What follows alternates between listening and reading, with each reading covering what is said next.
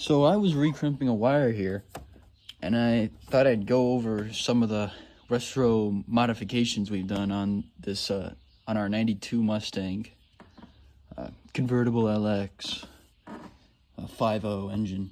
So we got a new stereo. We put in a pretty modern sound system. We replaced all but 2 of the speakers. We got these fancy French speakers which came with these tweeters, and most of the time these are wired in parallel or series. I forget which one. And to this speaker, because they're supposed to like complement each other or cover different sound wavelengths or something like that the other one doesn't. So it's beautiful orchestra, whatever. But where are you gonna mount a tweeter?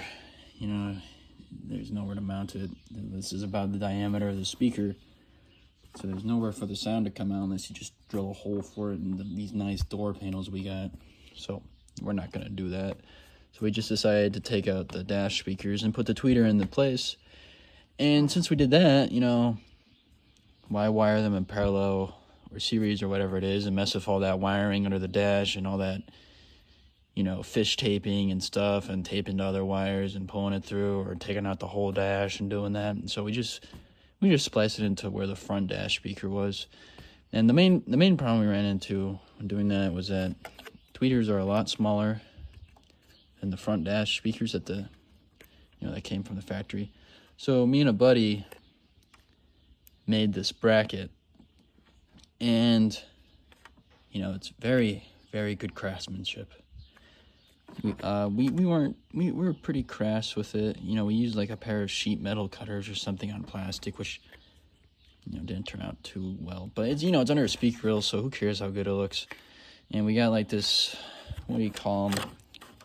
I'm really showing my tool literacy here. It's like a circular bore thing with teeth. Cuts out a circle.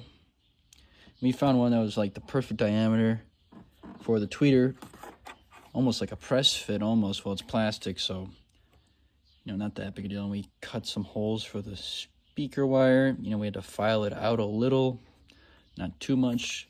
Beautiful, holds perfectly. Might be a bit of a pain to take it out, but it's plastic, who cares? So, and the reason why I'm up here is that one of the wires came out of the crimp. We could have soldered it, but we didn't want to do anything too permanent. We thought maybe we want to put the old dash speakers in case we didn't like the sound. My dad says he doesn't really like the sound of the tweeters. I don't really care too much. I think these put out plenty amount of sound. The dash speakers really didn't do much in the first place. And our amp is, the factory amp is not doing much because we had to like bypass it with the new stereo. So we don't have as much power as we need or as we want. So putting it up in parallel with this or whatever the power would be diminished. Whereas if we wired it up to dash, it'd be fine. That's my opinion. I don't know. Maybe we could I don't know if we could figure out a way to use the tweeters and these speakers as they're intended to be used, and then put the old dash speakers in or get new ones. I don't know if they make dash speakers or new dash speakers for this. I don't think so. We were thinking about getting new speakers back there, but there's a lot of work in the back that needs to be done. Like getting a new speaker grill. They don't make that in that color we wanted in. So for the stereo, we originally had the stereo just zip tied in there, which wasn't it was zip tied, but the main problem was it was zip tied to the console and the frame, which isn't ideal. So we recently had to replace the heater core, which is a big project for this car. You got to pull the entire dash out. So we decided to cut all the zip ties out of the console and the stereo. And since we had the console out, we took it inside and we figured out a solution to mount it to the console. Now, a lot of people, when they get new stereos for this car, they like to drill new holes into the console and whatnot, which isn't fun. We wanted to keep the original console, especially since most aftermarket places don't make it in this color for some reason. And for the bezel, we just Velcroed it on. So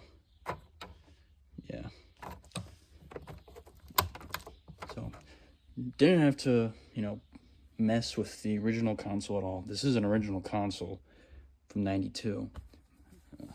My dad's the original owner. So a lot of the interiors original. These door panels are new. The leather is new. We did that over the summer. That's part of what my dad's working on right now, is lowering the seats with some stuff he got at Menards. We'll see how that turns out. And another thing I want to cover is this thing's very handy. It's a battery charger. If you're working on a stereo or any electronics, you're trying to put new electronics in an old car, you're going to find that the battery drains pretty quickly when you're trying to test things out. I mean, the new cars too, if you're just playing music without the engine running, you're gonna drain the battery pretty quick anyways. But if you're in the garage, like I am now, it's pretty cold out right now. You don't want to run the engine a lot, and especially you wouldn't want to run the engine just to charge your battery. It's pretty wasteful. So we got this battery charger to charge it up after we're done, playing with the stereo, making sure everything works. And we got this disconnect, a couple years ago, something was drawing power. One of the sensors had gotten water in it, and it was causing a short. So something kept running in the car, but it wasn't making any noise. One time the fuel pump actually was continuously running because water got into the sensor. It's a way to put, liquid electric tape over the sensor. It was fine. So this is really good if you have like a battery drain. So, battery's connected, electronics are drawing power. Not anymore. And there's your terminals and stuff. And the battery charger, I have it unplugged right now because I don't want to trip over the wire all the time. But you just hook that up, and now you're charging your battery. They should make these things more commonplace, because I don't know, it's just a good idea, I think, to have some other way to charge your battery besides the alternator and the engine. So what if you got a bad alternator or wiring issues or something that you don't want to fix or don't have the time to fix, but you should get it fixed, but you're too lazy to. So that about covers it. Yep. Okay, bye.